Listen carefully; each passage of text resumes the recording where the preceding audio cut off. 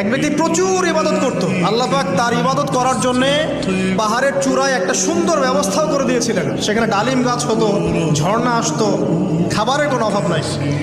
হাদিস এসেছে 500 বছর সে ইবাদত করেছে। কত বছর? কিয়ামতের মাঠে এই ব্যক্তির অবস্থা এমন হবে, তাকে জান্নাতে প্রবেশ করানোর জন্য নিয়ে যেতে বলা হবে যাও আমার রহমতে জান্নাতে চলে যাও। আল্লাহ পাক তাকে এই কথাটা বলবেন, কিন্তু এই ব্যক্তি বলবে আমার আমলের কারণে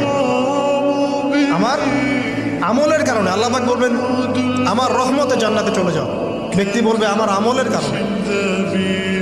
আল্লাহ রাব্বুল আলামিন তখন তাকে দেওয়া সমস্ত নেয়ামতগুলোকে এক পাল্লায় করবেন, আর তার সমস্ত আমলকে আরেক পাল্লায় করবেন।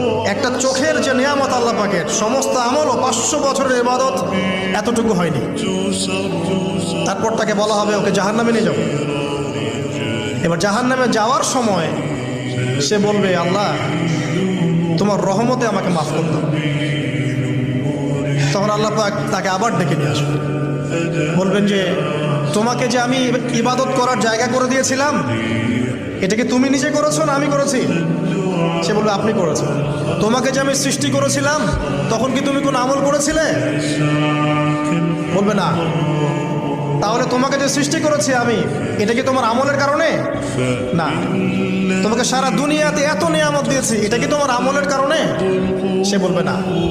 তখন তাকে জান্নাতে প্রবেশ করানো হবে। কিয়ামতের মাঠে এমন অনেক ঘটনা ঘটবে যেটা আমাদের চিন্তার বাইরে।